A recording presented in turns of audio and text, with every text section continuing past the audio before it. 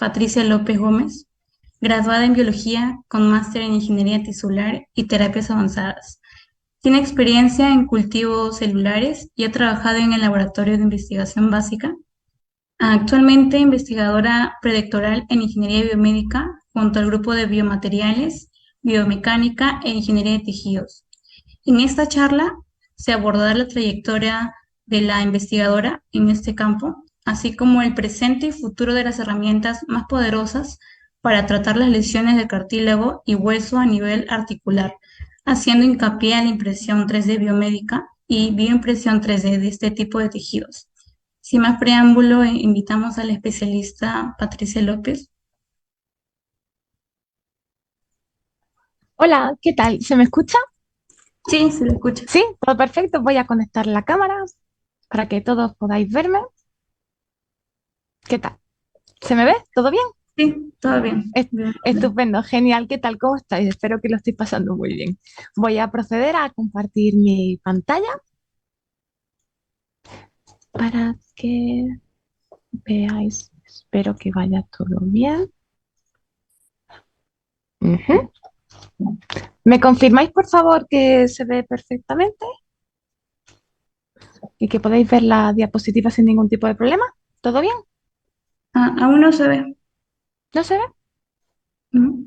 En principio me pone que se está compartiendo la pantalla sin ningún tipo de problema. Vamos a... ¿Ahora? Sí, ¿Todo bien? sí, todo bien. Sí. Genial, estupendo.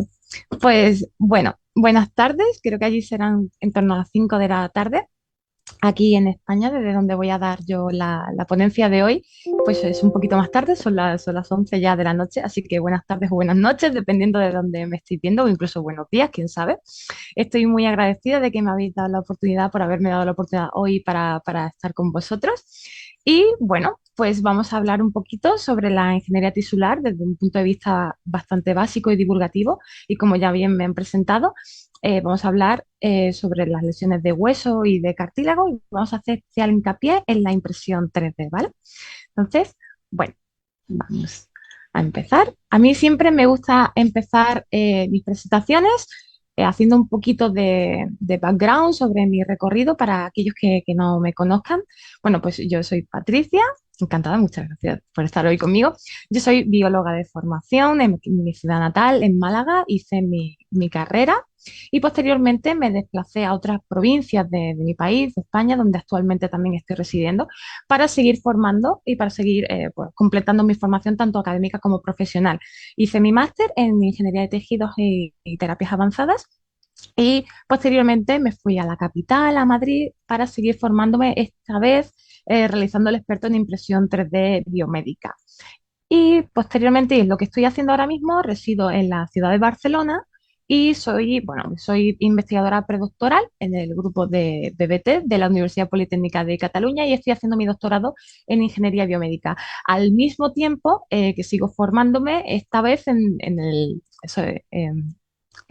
proyectos, estoy haciendo el técnico de proyectos de divulgación y comunicación científica al mismo tiempo online en la ciudad de Sevilla, ¿no? Entonces, esto es un poquito mi recorrido para que me conozcáis. Entonces, mi día a día pues es la investigación, yo trabajo en un laboratorio, soy científica y bueno, yo estoy especializada, concretamente trabajo con unos biomateriales para regenerar hueso. Hablaremos un poquito de esto más adelante.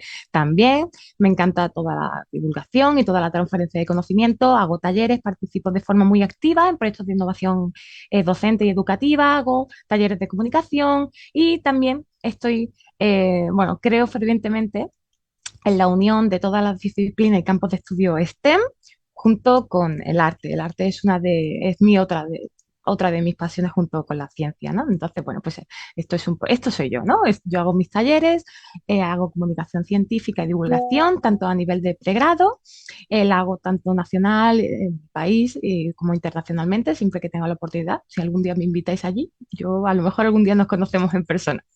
Y bueno, hago conferencias y ponencias de todos los ámbitos de la ingeniería y la ingeniería tisular y los biomateriales, pero siempre con una perspectiva de género y formo parte de un proyecto de tutorías y de mentorías para mujeres con perfiles científico-tecnológicos, ¿vale? Nosotras aprendemos de las que llevan más tiempo y tienen más experiencia, al mismo tiempo de que las nuevas incorporaciones pues, se unen y aprendemos todas juntas. Y también me encanta el arte, como ya lo he dicho, estoy aprendiendo a modelar en 3D, en programas de tipo, si alguien los conoce, tipo Blender o hacer ZBrush, 3ds Max, etcétera. Es decir, me encanta muchísimas cosas que tienen que ver tanto la ciencia como con el arte. ¿Por qué os cuento esto? Porque quiero presentaros a vuestra gran amiga la interdisciplinariedad, ¿vale? Este es el típico ejemplo de un arbolito en el que se construyen todas las ramas de conocimiento tradicionalmente como las conocemos. Es decir, la biología va por un lado y la bioquímica va por otro. Puede que tengan ciertos puntos en común, pero seguro que no tienen nada en común con alguien que ha estudiado piano o seguramente algún chico o chica que ha estudiado empresariales no tenga mucho en común con alguien que le apasiona la terapia génica. Pues esto lamento comunicaros que realmente no es así. La realidad se parece un poquito más a esto. Todas las disciplinas y campos de estudio que os puedan interesar pueden tener algún tipo de punto en común o encuentro con algo que todavía desconocéis, ¿vale? Así pues, el arte y la ciencia tienen muchísimo en común con la música, con otras disciplinas como la ingeniería, las matemáticas, la física, la química y cualquier otro tipo de campo de estudio. Seguro que hay puntos en común. ¿Por qué os cuento todo esto?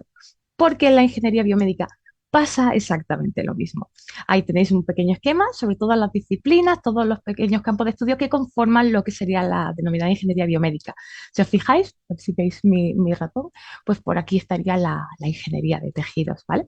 Entonces, para mí, a la hora de hablar sobre mi recorrido, sobre mis intereses y en lo que yo me dedico profesionalmente, es muy difícil hablar solamente de ingeniería de tejidos sin mencionar otros campos de estudios relevantes en la ingeniería biomédica, como son los biomateriales o la impresión 3D biomédica, junto con la bioimpresión. Es decir, que hoy vamos a hacer un poquito el cómputo global de todas las disciplinas de este estudio.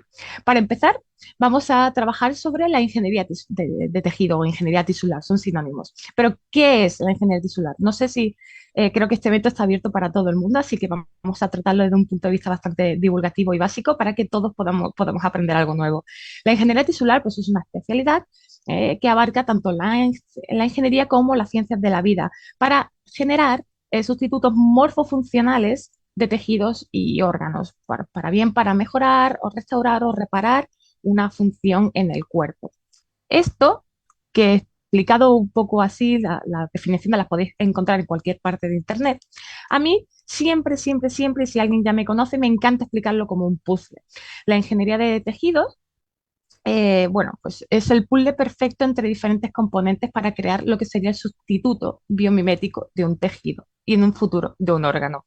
¿Cuál es el principal componente de un tejido? Pues las células. Entonces necesitamos células, ya dependiendo de qué tipo de tejido vayamos a construir o a generar, y tenemos que incluirlas en un soporte, en un andamio, un scaffold en inglés, o lo que sería un biomaterial que le haga las de soporte.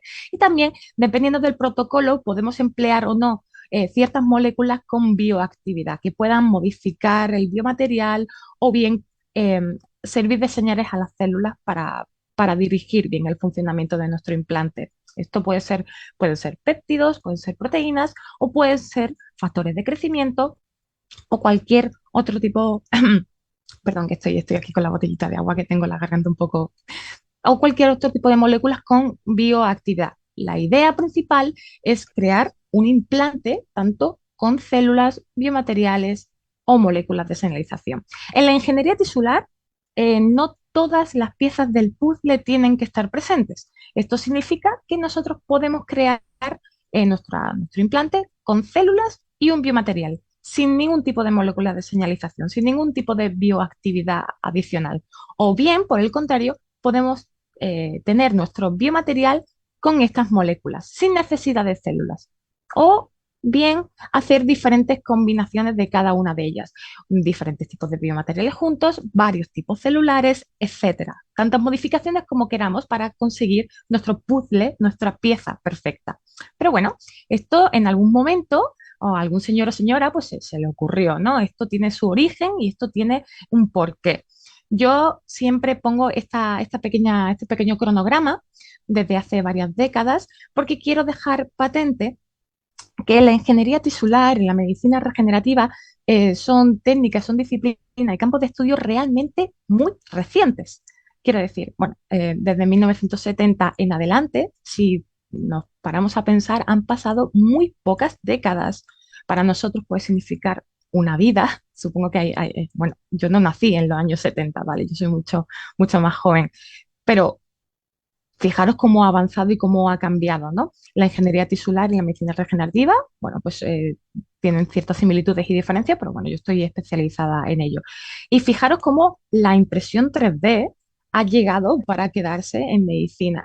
Supuso lo que denominamos como un cambio de paradigma. ¿Y esto qué significa? Bueno, para entender esto tenéis que estar familiarizados con el término de talla única. Aquí os he representado en la diapositiva una pequeña representación súper esquemática de la sociedad actual en la que vivimos, que la conformamos, pues personas, bueno, mujeres, hombres, personas no binarias, personas trans, personas con diferentes tipos de requerimientos metabólicos, personas más jóvenes, más mayores, con diferentes tipos de patologías, síntomas, etcétera, antecedentes familiares, es decir, nosotros somos muy diferentes entre nosotros, pero tradicionalmente la medicina abarcaba numerosas patologías y enfermedades con un solo tratamiento para absolutamente un gran espectro de la población. Esto, afortunadamente, con el paso del tiempo va cambiando y a partir de ahora, bueno, estamos más cerca de lo que se denomina la medicina personalizada, en el que ahora sí el tratamiento cada vez es, como su propio nombre indica, muchísimo más personalizado para cada tipo de paciente,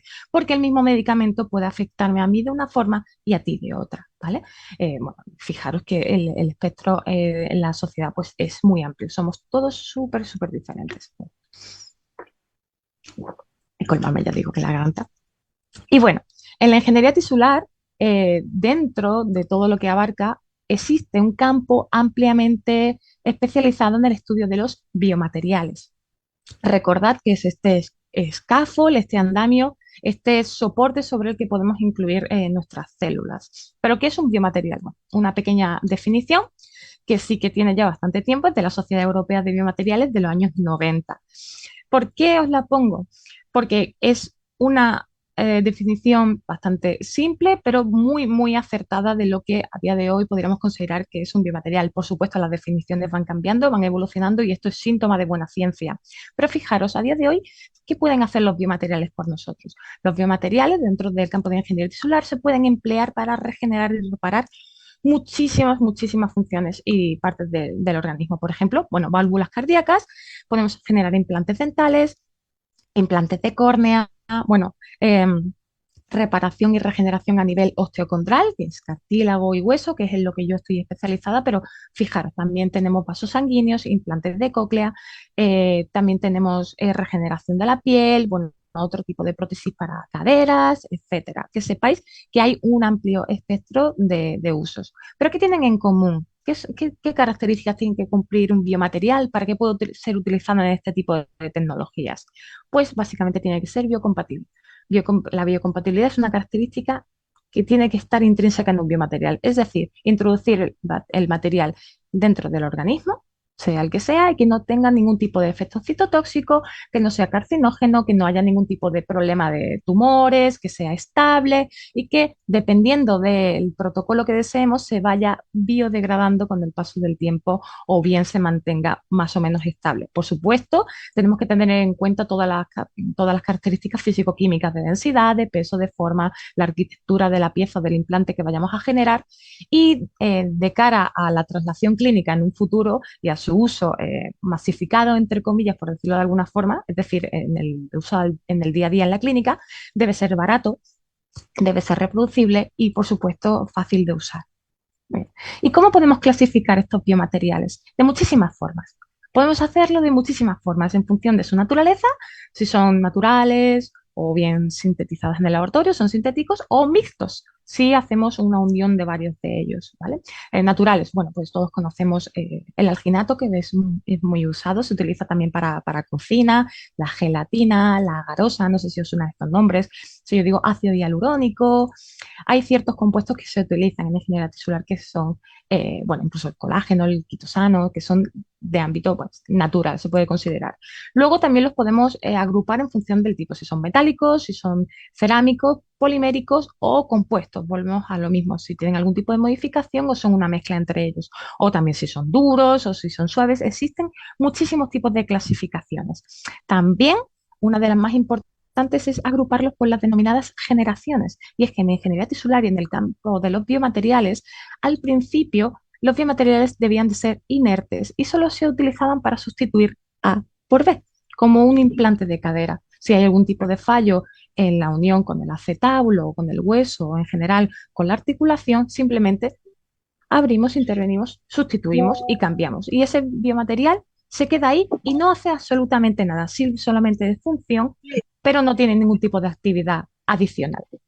Con el paso del tiempo, bueno, esto fue cambiando, esto fue avanzando y llegamos incluso hasta la cuarta generación en el que los biomateriales ya no solamente sustituyen la función correctamente, sino que son biomateriales inteligentes que pueden cambiar, evolucionar, crecer e incluso servir de apoyo farmacéutico con la liberación de fármacos, etcétera, para el paciente. Todo esto va cambiando, todo esto va evolucionando y tenemos muchísimas formas de agruparlos. Simplemente es para que sepáis que son tecnologías y técnicas realmente novedosas, pero fijaros todo lo que ha evolucionado en poco tiempo. ¿Vale? Bueno, ¿y qué aplicaciones tienes? Muchísimas, muchísimas. Podemos hacer apósitos, podemos trabajar con biosensores, implantes personalizados, bueno, toda una lista enorme de utilidades para diagnóstico, para evaluación, para educación, para prácticas quirúrgicas para los médicos o enfermeros o quien tenga que intervenir al paciente, bueno, para instrumentales, máquinas, los ingenieros biomédicos sabrán muy bien a lo que me estoy refiriendo también. ¿Y para qué lo utilizamos nosotros en el laboratorio? Yo como bióloga, bueno, pues para la construcción de tejidos y órganos, que es precisamente lo que estoy especializada. Los biomateriales también se pueden utilizar en otro tipo de técnicas de la ingeniería tisular. No sé si habéis escuchado hablar de los órganos, organ on a chip y otro tipo de metodologías que, bueno, la línea entre un campo de estudio y otra, como ya os digo, es muy difusa y muchas veces algunas técnicas se consideran ingeniería de tejidos, otras fundamentalmente del campo de estudio de los biomateriales, pero que sepáis que todo esto forma un cómputo global que es la ingeniería biomédica. Entonces, por ejemplo, ¿cómo se hace esto? ¿Cómo construyo yo un tejido? En mi caso, por de formación profesional, os voy a hablar un poquito del hueso y luego del cartílago en general. ¿Qué le pasa al hueso? Bueno, el hueso, así muy brevemente, tampoco vamos a entrar en histología ni organografía muy compleja. Tiene una parte con sus componentes celulares, sus osteoblastos, sus osteoclastos, que tienen un equilibrio de remodelación del hueso, es decir, hay diferentes tipos de células que se encargan de formar y mantener un equilibrio en el hueso para que todo esté bien. Y luego, bueno, pues hay una matriz extracelular que rodea este tipo de células que están formadas por, bueno, hay una matriz inorgánica con calcio, con fosfatos, que puede cristalizar, que no. Otra hay una fase orgánica con proteínas morfogénicas óseas, con osteopontinas, osteonectinas, un montón de elementos que tienen que tener una armonía perfecta para que nuestro tejido, y en función, en última instancia, el hueso, pues se mantenga todo en orden. El hueso, el tejido óseo, tiene una capacidad de, perdón, tiene una capacidad de regeneración intrínseca muy buena. Es decir, si tenemos algún tipo de problema, algún tipo de fractura más o menos pequeña o que hay algún daño en el tejido, bueno, no sé si alguna vez habéis roto algún hueso, típico que te caes cuando eres niño, tienes algún problema. Simplemente con una férula se inmoviliza el tejido, se forma lo que se denomina un callo de cicatrización y se regenera. El hueso por sí solo se puede regenerar.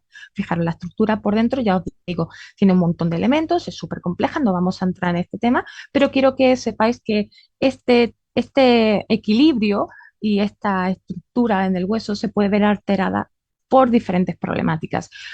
O bien la fractura es muy grande, con lo cual el hueso ya no se puede regenerar solo, entonces ya hay que aportar algo de una forma externa. O bien enfermedades que afectan al aparato musculoesquelético. Si bien puede que no afecten solamente a las células por sí solas, pero imaginaros una enfermedad que afecta, por ejemplo, al colágeno de tipo 1, que es un elemento súper importante en la estructura del hueso. Pues fijaros que al final también se va a ver el tejido óseo afectado, o bien por infecciones bacterianas, o por cualquier otro tipo de infección, empírica o de hongos, o lo que pueda pasar. Es decir, que llega un momento en el que el hueso pierde su capacidad de regeneración. ¿Y qué hacemos? Bueno, pues tenemos diferentes opciones. Podemos hacer autoinjertos, es decir, del propio paciente extraemos una porción de su tejido óseo y la reimplantamos en el sitio afectado, o bien podemos tomar la vía de los aloinjertos. Cuando el daño es muy grande, no podemos extraer esa pieza entera o esa cantidad de hueso del propio paciente, con lo cual tenemos que acudir a un donante que ya haya fallecido y bueno, pues hacemos el trasplante. Y si no, tenemos fijadores, tenemos otro tipo de implantes metálicos, ya os digo, biomateriales inertes que simplemente sustituyen fijadores, etcétera. Pero esto también puede fallar. Todo esto puede fallar. Los implantes pueden aflojarse, entre comillas, o pueden sufrir algún tipo de infección bacteriana. Y es ahí donde entra la ingeniería tisular para regenerar hueso. Ya os digo, os lo recuerdo, un implante, una pequeña pieza con diferentes elementos para generar toda esta estructura con todos los elementos que hagan falta para que sea lo más parecido al hueso, o en este caso es el hueso, pero a cualquier tipo de tejido y en el futuro el órgano que vayamos a abarcar, vayamos a regenerar. Un ejemplo, ¿cómo lo hago yo? Pues con hidrogeles de alginato. Los hidrogeles son un tipo de biomaterial que son redes poliméricas, son de tipo polimérico y que tienen la capacidad, una de sus principales características es que absorben muchísima agua. Además, tienen la capacidad de verse modificados física y químicamente de una forma muy sencilla, es decir, son muy versátiles. Y bueno, el alginato es un tipo de biomaterial natural. De hecho, es un derivado de una alga parda, se extrae de algas marrones, simplemente para que lo sepáis. ¿Y por qué os pongo esa imagen? Bueno, eso soy yo. Esas son mis manos y esos son mis hidrogeles de alginato. Porque cuando hablamos de hidrogeles, muchas personas que no tienen conocimiento o no han tenido contacto real con un biomaterial no saben realmente cómo se ve. Porque cuando leemos un paper o cuando vemos algún artículo, si hacen un in vivo, pues siempre vemos la foto del animal con su implante o diferentes tipos de estudios. Pero así es el biomaterial, así es como empezamos a trabajar con él. Tiene un aspecto gelatinoso simplemente. De hecho, se parece mucho el alginato se parece mucho a la denominada gelatina, ¿no? Y os pongo diferentes formas para que sepáis que es súper versátil. Bueno, es un material que es muy poroso por dentro. Es decir, podemos crear lo que se denomina la interconectividad y colocarle nuestras células. El alginato sería nuestro biomaterial, nuestro scaffold. Colocamos las células en su interior. En este caso, por ejemplo, bueno, yo con un compañero hicimos un estudio en el que utilizamos pues mesenquimales, células mesenquimales derivadas de la médula, ¿no?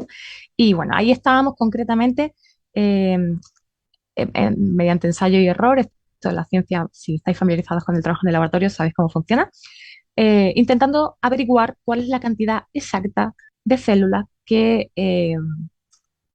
estaban mejor, la cantidad ideal de células que podíamos colocar en hidrogel sin que estén ni estresadas, sin que pudieran sobrevivir y proliferar y acomodarse perfectamente en ese tipo de implante, porque trabajamos con piezas muy pequeñitas a priori para intentar controlar toda la situación in vitro. Y bueno, luego se hizo un estudio de viabilidad simple, es un denominado Live Dead, para el que no esté familiarizado, es muy simple. Teñimos nuestras células y las que se tiñen de verde están vivas y las que se tiñen de rojo pues simplemente están muertas o no son viables. Bueno, entonces, pues ya hasta que sepáis que, bueno, pues lo ideal son 20.000 células por 50 microlitros, ¿vale? Ya está, esto es un dato, pero que si algún día alguien lo necesita, ahí está. Esto que a priori es un ensayo bastante simple, a nosotros nos llevó meses de trabajo, pero bueno, esto todo en la ciencia es así. Entonces, nosotros tenemos que crear un protocolo optimizado. ¿Qué apariencia tiene un protocolo de varias semanas de trabajo in vitro, ¿no? En esta placa con sus pocillos que ya hemos visto? Bueno, pues hacemos una vez que tenemos nuestro biomaterial, nuestro alginato en este caso, colocamos las células y hacemos diferentes tipos de controles. Nosotros íbamos a regenerar hueso, pero en este caso os pongo un protocolo que lo podéis leer abajo a la derecha. Sería ideal y está optimizado para conseguir la regeneración condral, la regeneración de cartílago. pero la idea básica es similar. Hacemos estudios de viabilidad para saber si nuestras células están vivas o no. Claro, lo ideal es que crezcan, proliferen, migren y se diferencien en el tipo de tejido que nosotros queremos regenerar.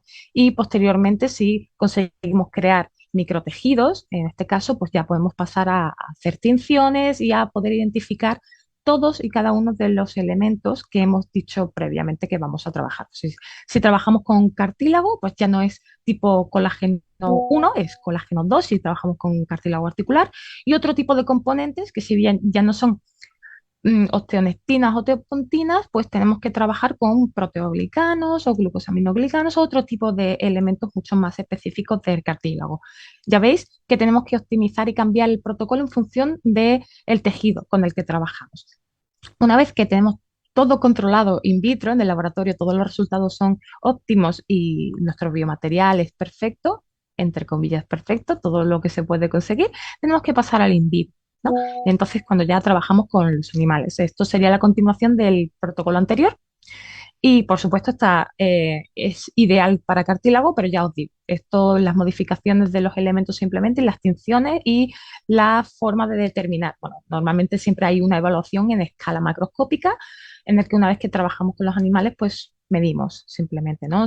La porción dañada, pues si se ha disminuido, qué aspecto tiene el hueso o el tejido que se ha regenerado en comparación con el tejido nativo presente en el animal anteriormente, si se parecen o no a escala macroscópica, y luego procedemos a evaluar microscópicamente pues ya todo, y con tinciones, con inmunos, todos y cada uno de los elementos que necesitamos. ¿Esto tiene limitaciones? Claro que las tiene, muchísimas de hecho. Ese es el problema. Asociadas a la composición, a las propiedades, a las estructuras, hay muchísimas limitaciones. ¿Por qué?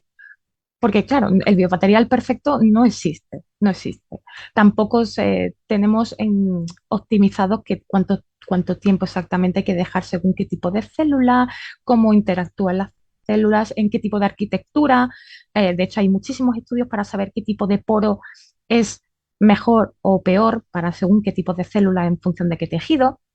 La resistencia mecánica, la denominada, las características reológicas, la reología es súper importante porque no es lo mismo la carga que soporta, que digo yo, un pulmón, un tejido blando a la presión que puede soportar o las necesidades mecánicas de una articulación como lo puede ser la rodilla, ¿no? O sea, los requerimientos son súper diferentes. Y por supuesto, perdón, también el tiempo de degradación en función de si queremos o no que el material esté más o menos estable dentro del organismo, pues esto también hay que ver los tiempos de degradación que no están optimizados. Muchas veces varían.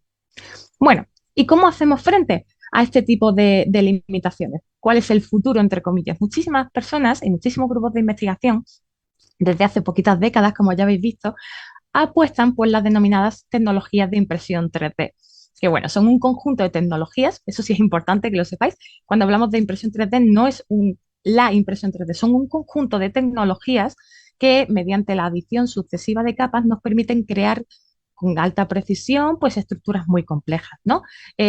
¿Cuál es la ventaja que nos aportan este tipo de tecnologías? El control de todas las propiedades de este implante o de toda la arquitectura de la pieza. Y además, las tecnologías de impresión 3D nos permiten una gran reproducibilidad, es decir, podemos repetir una vez que tengamos optimizada nuestra pieza a bajo coste tantas veces como queramos. ¿Qué tipo de tecnologías hay? Bueno, muchas, pero estas son las básicas. No sé si alguien tiene una impresora 3D en su casa, pero bueno, voy a hacer un pequeño resumen.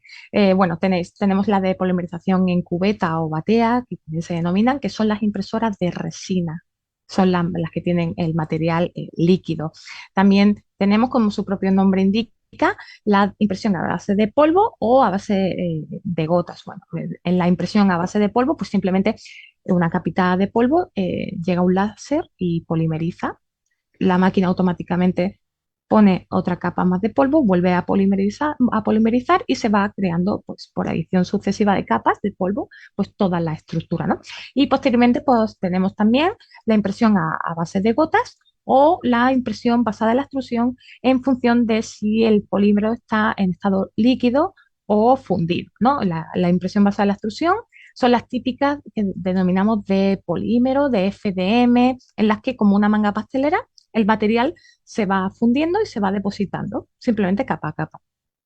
¿Por qué os cuento esto? Porque hay muchísimos tipos de tecnologías. Cada 2 meses, esto siempre lo digo, cada 2 meses una empresa te saca, si ahora vamos a hacer resina con no sé qué, ahora tenemos una impresora que tiene dos cabezales o dos extrusores, ahora tenemos una que se calienta sola tal, que tiene rampas de temperatura, ahora de este tipo de polvo, ahora de no sé qué. Entonces, en función de con qué tipo de material vayáis a trabajar y qué queréis hacer, pues tenéis que ir a la guía pues, de la empresa o del supplier que sea y, bueno, pues mirar qué es lo que necesitáis. Pero la cuestión aquí, dentro de todas las tecnologías de impresión 3D, es decir, nosotros con todo este aporte de herramientas y de tecnologías, nosotros somos capaces de imprimir tejido. Esto se puede hacer. Esto es, claro, cuando pones, a mí es que esto me encanta.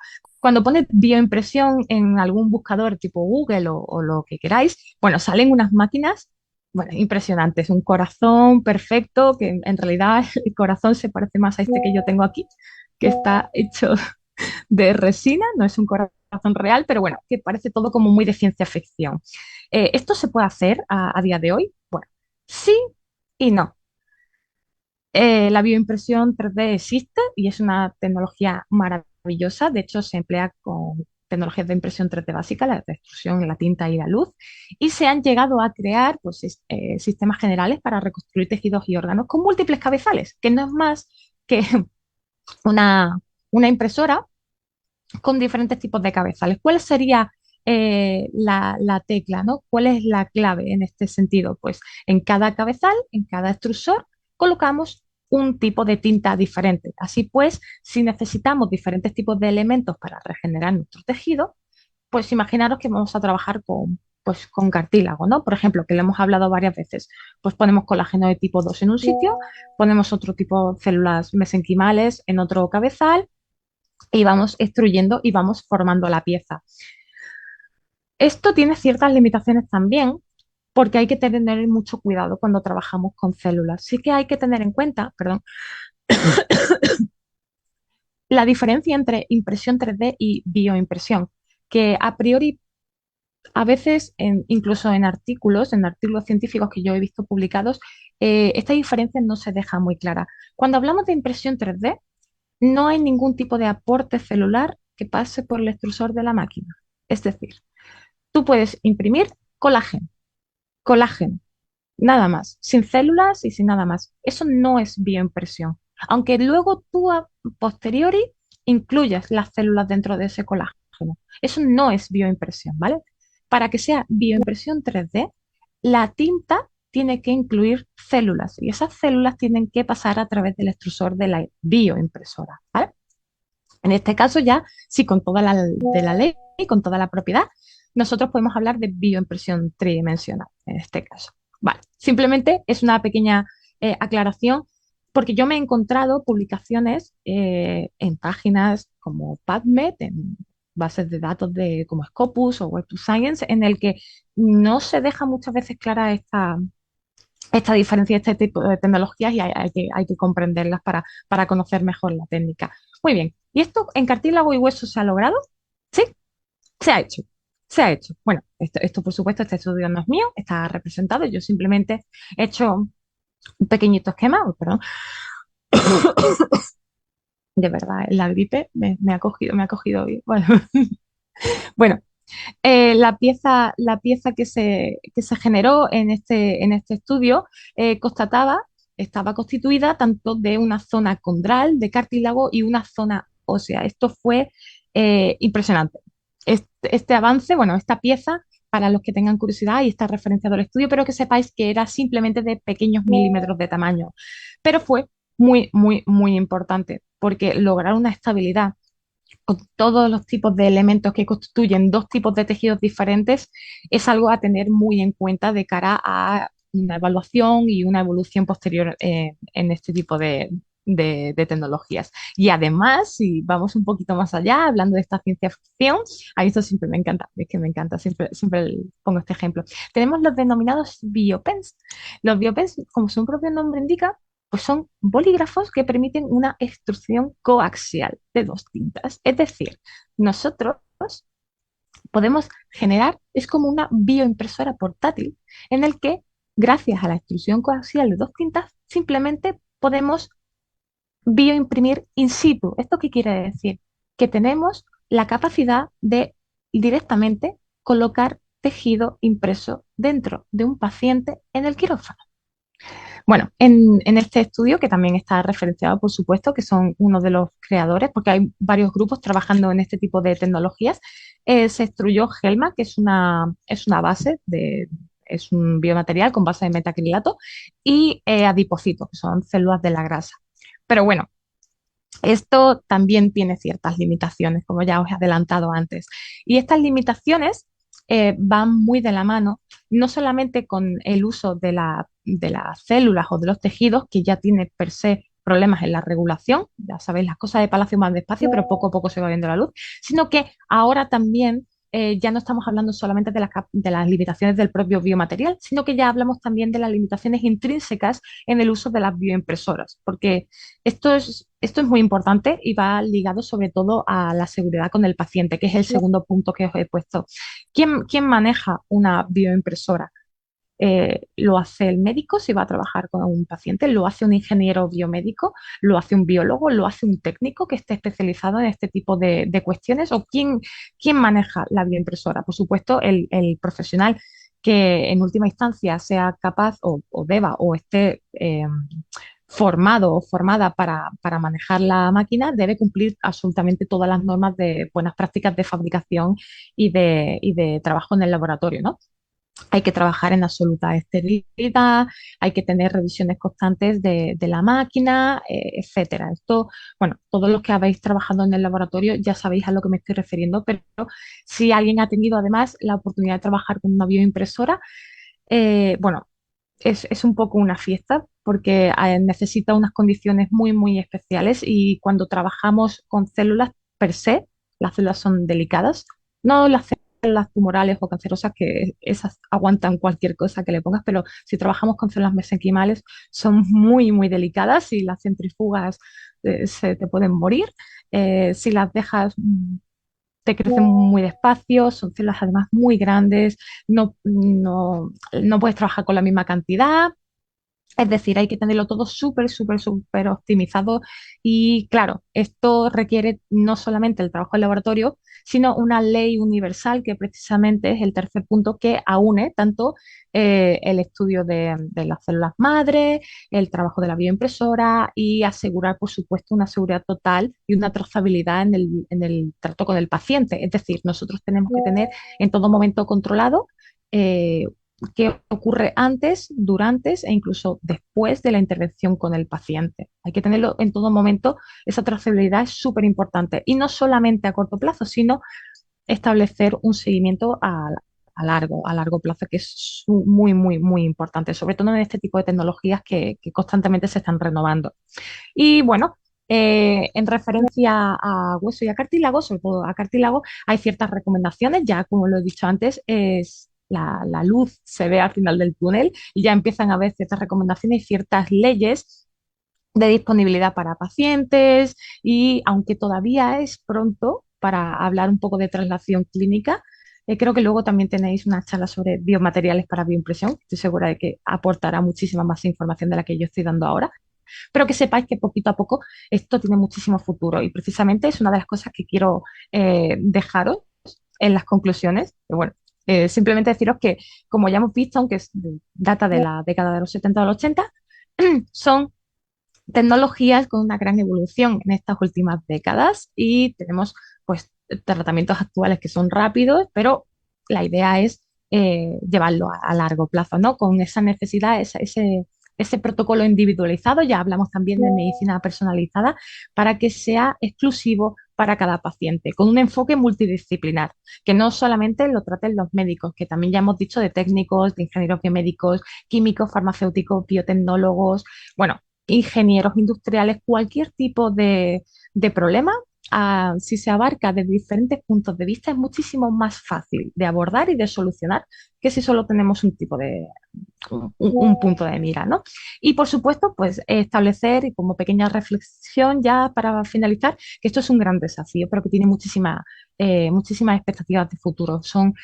Bueno, la ingeniería de tejidos es una tecnología pues emergente y en desarrollo, ¿no? Esto está como empezando, empezando. Y la bioimpresión, si me permitís dejar un poco esta reflexión también, yo creo que la siguiente generación de implantes biofuncionales, bioactivos y que sean inteligentes, es decir, ya hablando de la cuarta dimensión, que sería el tiempo, seremos capaces de crear implantes, sí, ya lo estamos consiguiendo poco a poco, que sean capaces de evolucionar y cambiar con el paso del tiempo. Y bueno, si os interesa este tema, sentiros como niños en el laboratorio cuando estéis trabajando con ellos, si tenéis algún día la oportunidad de abordar y de afrontar este tipo de cuestiones, porque son súper, súper, súper inteligentes y que también hay que seguir aprendiendo, hay que seguir formándose y que, por supuesto, yo estoy a vuestra a vuestra total disposición para cualquier duda o cualquier, bueno, pues curiosidad o cursos, cómo conseguiste una beca para hacer esto. Es decir, yo soy una investigadora todavía joven, me gusta considerarme joven, entonces, bueno, pues que sepáis que yo también sigo aprendiendo, sigo formándome y que, por supuesto, cualquier tipo de comentario, cuestión, consejo, pues siempre es bienvenido porque aquí no solo vais a aprender vosotros, sino que espero yo también aprender de todos vosotros. Así que muchísimas gracias por vuestra atención. Ahora sí, yo ya me callo y quedo a disposición de cualquier comentario, duda o cualquier cosa que necesitéis. Muchísimas gracias por escucharme. Bueno, muchas gracias, Patricia, por hablarnos y también más que todo hacernos hincapié a todos estos puntos que son muy importantes. Y bueno, como dijiste, estamos abiertos para que nos dejen sus preguntas y así también tú puedas ayudarnos a poder contestarlas. Claro, por supuesto. En lo que pueda ayudar.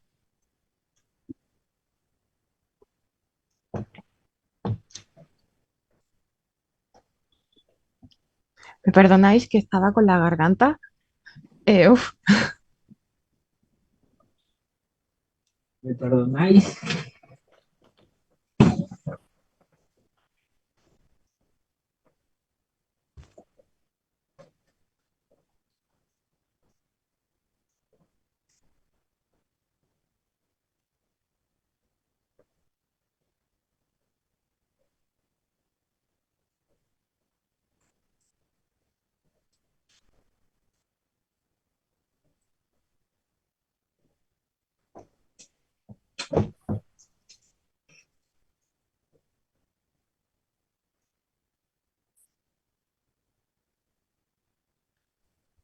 Bueno, sí,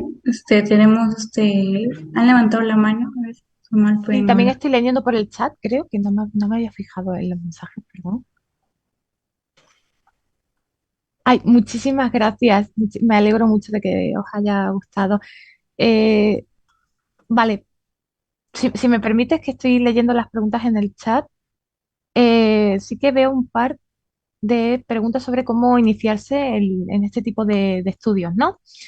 Estudio ingeniería de tejidos y bioimpresión. Vale, y bibliografía. Muy bien. Vale, empezando por el plano de la educación, de la formación, hay diferentes formas de verlo. Yo, bueno, nací y resido en España, con lo cual desconozco si en vuestro país o en vuestra ciudad donde estéis viviendo en general existe algún tipo de formación reglada. Es decir, si hay algún tipo de escuela, de universidad o si tenéis algún curso de pregrado o posgrado que oferten este tipo de educación. Lo ideal siempre o lo óptimo sería hacerlo de forma presencial para que si tienen prácticas, pues sí que podáis empezar a trabajar en el laboratorio y familiarizaros con el uso de biomateriales. Si no se puede, si no se puede hacer de forma presencial, hay universidades, sobre todo después del coronavirus y de la pandemia, que se han reinventado y ofrecen muchísimos cursos online. Yo tengo una lista que siempre preparo un PDF de recursos para los alumnos que estén interesados en aprender sobre bioimpresión 3D, porque es una pregunta muy recurrente. Aquí ahora mismo a mano no lo tengo, pero si me habláis, de hecho, si me permiten, voy a dejar voy a dejar mi correo electrónico para que, por favor, me lo solicitéis, ¿vale? Sin ningún tipo de problema. Oye, Patri, en la hoja de recursos de la que hablas de los cursos para... Me habláis, sin problema, ¿vale? Pero habladme, habladme porque a mí se me puede olvidar, ¿vale? Quiénes sois cada uno. Reconozco un par de nombres, pero por favor me mandáis un email y si no, también tenéis mis redes sociales. Tengo, bueno, tengo LinkedIn, tengo Instagram y tengo Twitter también, donde hago divulgación y también podéis escribirme. Mis redes están conectadas entre ellas, así que en principio es bastante fácil encontrarme, pero aquí tenéis mi perfil. Yo, por supuesto, siempre me pongo a disposición de todos vosotros, ¿vale? Porque a mí me hubiera gustado tener la oportunidad de tener no referente, no me gusta denominarme así porque no me considero como tal, pero un poco de ayuda, una compañera que ya haya estudiado algo que a mí me interesa. Ese es mi perfil de Instagram y de Twitter. Podéis hablarme, podéis preguntarme cualquier tipo de cuestión y ya os digo, si no me queréis mandar un email porque, no sé, porque patata, me mandáis un mensaje privado de Instagram o de Twitter y cualquier cosa en la que os pueda ayudar. ¿Qué empresa recomienda para empezar para bioimpresión? Muy bien, para bioimpresión yo recomiendo una de FDM normalita, de filamento normal, pero el extrusor no nos sirve, obviamente, porque no vamos a extruir filamentos, sino que tenemos que modificarlo y simplemente con colocar una pequeña jeringa y un extrusor modificado y simplemente con el mismo mecanismo podemos, en vez de extruir polímero, podemos extruir un tipo de biomaterial. De hecho, en el experto de impresión 3D que yo realicé en Madrid, modificamos una impresora normal de filamento, una impresora 3D, en una bioimpresora. Y precisamente el primer material que bioimprimimos fue alginato. Si bien no es perfecto, se puede. De hecho, las bioimpresoras, ahora hay bioimpresoras comerciales, existen muchísimas empresas que se dedican a generar y a construir este tipo de máquinas, pero bueno, intuyo que si es para aprender o para un primer acercamiento son muy caras y si no formas parte de un laboratorio de investigación o de un grupo que se lo pueda permitir es bastante difícil. Muy bien, sigo, ¿vale? Yo voy leyendo así. El cartílago se mantiene estable o puede endurecerse. Hay un problema con eso, es muy buena pregunta. El problema de las tecnologías para cartílago, las que se hacen ahora mismo, los tratamientos que hay para cartílago, es precisamente el contrario, que acaba degenerando, o sea, porque no, si bien nuestro ideal es generar cartílago articular y alino, o sea, cartílago y alino articular es un tipo de cartílago muy específico, en este tipo de técnicas, al final lo que pasa es que se genera fibrocartílago, que es un material muchísimo más fibroso, no tiene la consistencia del hialino, previamente dicho, y acaba degenerando porque no consigue esa resistencia mecánica de la que estamos hablando. Eso es uno de los problemas que existen ahora mismo. También cuando se emplean ciertas proteínas para conseguir la regeneración de hueso, por ejemplo, que está como muy ligado al cartílago, como ya hemos visto, aunque son dos tejidos completamente diferentes, lo que ocurre es que cuando utilizamos proteínas se forma hueso en zonas donde no debe, hueso ectópico, que se llama. Y ese es otro de los problemas. Y el endurecimiento del cartílago a hueso sí ocurre, pero no es el que yo haya visto que ocurre con más frecuencia. Bajo mi experiencia, puede ser que en otro tipo de protocolo o con otro tipo de células sí que ocurra, o con otro tipo de proteínas o modificaciones del biomaterial. Espero haberte ayudado. Sí, estoy enviando el correo, no sé si lo habéis recibido en el chat. Ay, mira, han compartido. Ay, genial. Ay, se lo había enviado a una persona nada más, es verdad, perdón. Perdón. Ya lo pongo como todos. Carne basándonos en células. Sí, por supuesto, hay empresas que lo hacen. Hay empresas que lo hacen. Y de hecho, hay una empresa aquí en mi país que se llama Novamit, que tiene precisamente Giuseppe, no sé si alguien lo conoce, Giuseppe Conti es de Novamit, se basó precisamente en la arquitectura de las fibras musculares para imprimir con proteínas vegetales un sustituto perfecto de la carne y están muy buenas, de verdad. Hay empresas que ya se dedican a hacerlo. Hay más, ¿eh? Hay muchas más empresas, pero Novamit es una que yo conozco, personalmente conozco a Giuseppe. Muy bien, voy a poner otra vez mi perfil. Creo que ahora sí están todos, ¿vale? Creo que antes se lo había mandado solamente a un chico. ¿Hay algún material que sea más difícil de imprimir que otros? Eh, Mira, con tecnologías de ingeniería tisular clásica, es decir, generar hidrogeles normal, el alginato es maravilloso.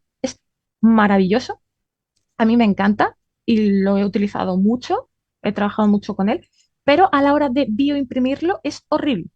Es horrible porque el alginato es en baja concentración, en baja proporción, por ejemplo, en 2% o en baja, no sé si está familiarizado con este tipo de cuestiones, pero no conseguimos que tenga esa consistencia. Es decir, para crear una arquitectura, una figura compleja en 3D, cuando vamos colocando capas, se cae, se deshace.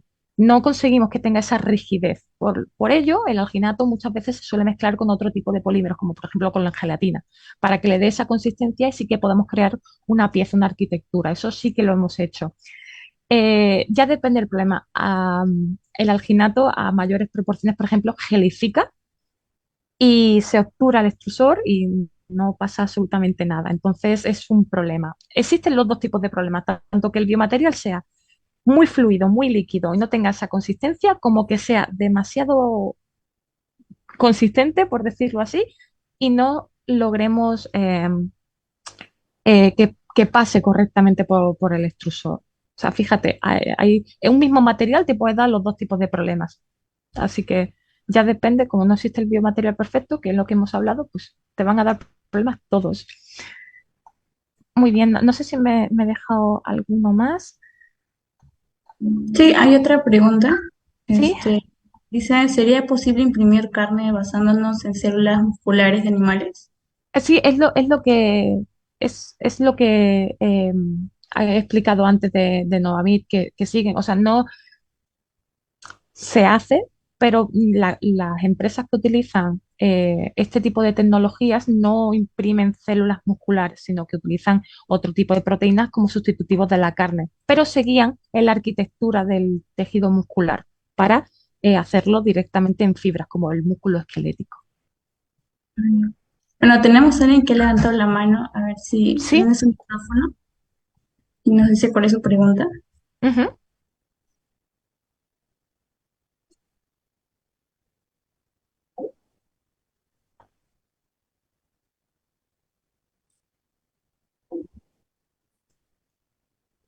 Hola, buena tarde, ¿me escuchan bien?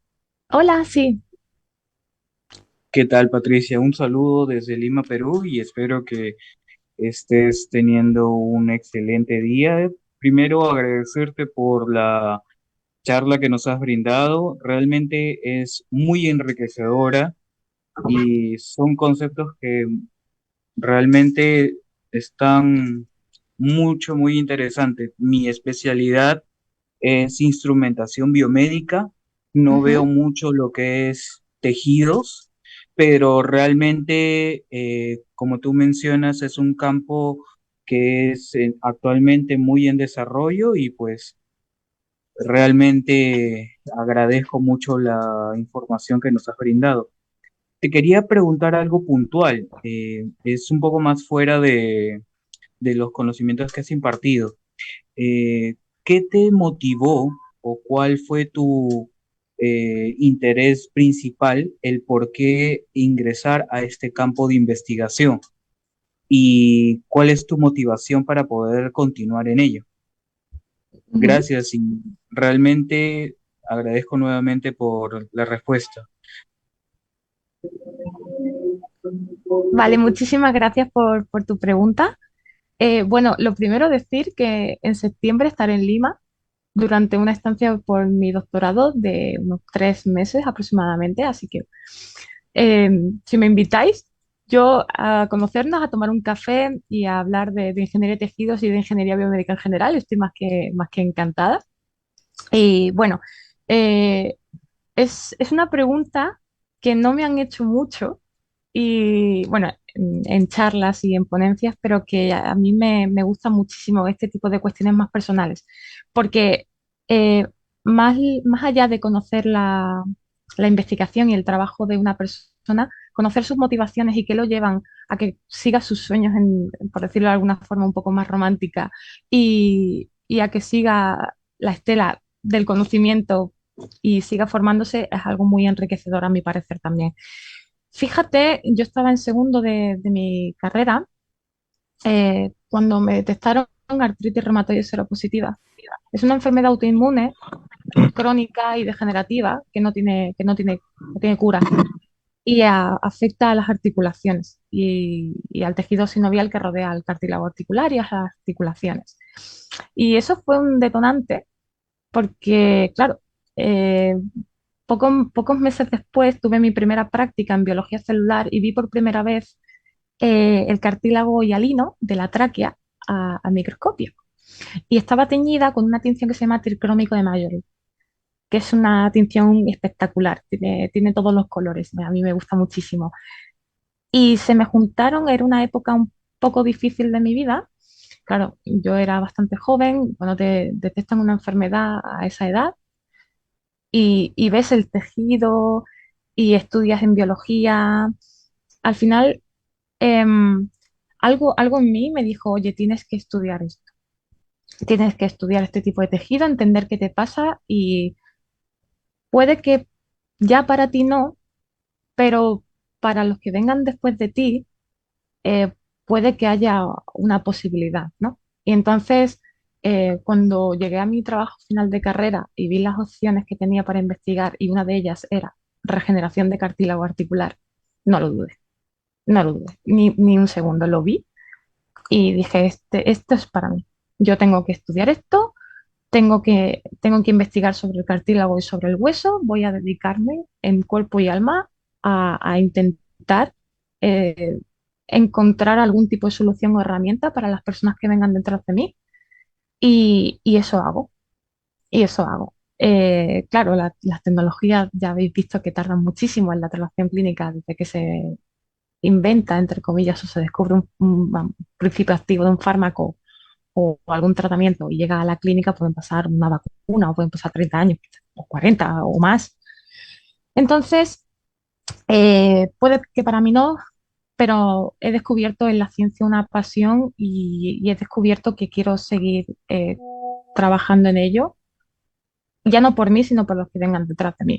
Entonces, por eso me gusta tanto hablar con los universitarios y personas que os estáis formando ahora, porque no sé, es que me gusta muchísimo. A mí esto es lo que me mueve. Y ya lejos de ser una cuestión personal por mi enfermedad, ya ha pasado a ser personal porque me encanta estar en contacto con los alumnos y ver cómo se despiertan nuevas pasiones como a mí me ocurrió en su momento. Y creo que es lo más maravilloso que puede pasar. Que os guste algo y que queráis formar parte de ello y aportar vuestro granito de arena. Eso fue lo que me motivó. Y eso hago.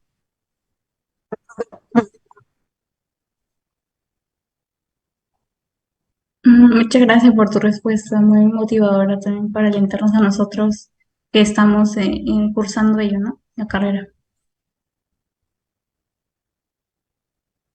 Y creo que no me dejo ninguna. Estoy mirando el chat. Creo que no me dejo ninguna. Ah, gracias, que no me llega algún mensaje. Bibliografía inicial, sí, perdón. Ya os digo, recursos que yo lo voy a mandar, pero si ponéis, si colocáis la palabra bioimpresión o impresión 3D en una base de datos de tipo pues, PubMed o cualquier otra y hacéis una criba de 5 años, se puede colocar el tiempo que queráis para ver las publicaciones, veréis que la bioimpresión va exponencial. Exponencial. El número de publicaciones no deja de aumentar conforme pasan los años y esto también hay que tenerlo muy en cuenta, que acaba de empezar y siempre lo digo, pero es que la impresión 3D ha llegado para quedarse. No sé cuántas veces habré dicho ya esa frase, pero es que es cierto y cada año siguen aumentando el número de publicaciones. Así que yo os animo y os insto a que lo hagáis, aprendáis y de forma ya no reglada, sino autodidacta. Yo la impresión 3D, yo me compré mi propia impresora 3D en el Black Friday, que había un descuento en una página de Ender. Yo tenía una Ender básica, una Ender 3 por si alguien tiene curiosidad, de filamento muy básica. Me costó, creo que, bueno, la moneda aquí son $150, 150 euros aproximadamente, no me acuerdo muy bien del descuento. Y me la instalé en mi cuarto, en mi dormitorio, y me puse a imprimir cosas, yo sola. Hice un curso de Arduino, aprendí a programar en C, aprendí a G-Code y lo aprendí todo yo sola con un curso online. No, yo no soy nadie especial. Si yo he podido, estoy segura de que casi todos vosotros, si ponéis un poquito de empeño, aunque no sepáis nada de programación, pues sois ingenieros, la mayoría estudiáis ingeniería, ¿qué no vais a saber hacer vosotros? Si sois maravillosos, si los ingenieros son el futuro, seguro que podéis también. De verdad, yo os insto que lo que os mueva sea la pasión, siempre que hagáis lo que más os gusta. Siempre, siempre, siempre, porque así es como se llega más lejos, de verdad.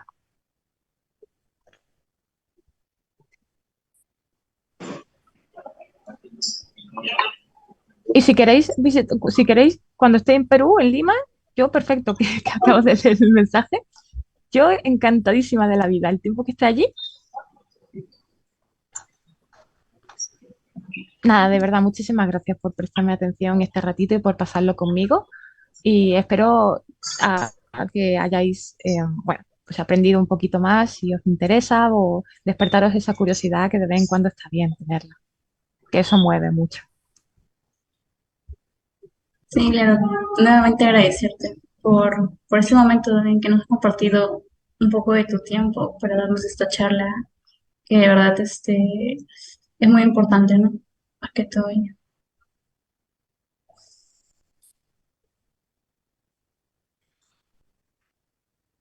a ver si ya no hay más preguntas, en todo caso, no sé si podrían prender sus cámaras, así nos podemos tomar una foto así en Ay, grupal sí, sí, para sí, a ver.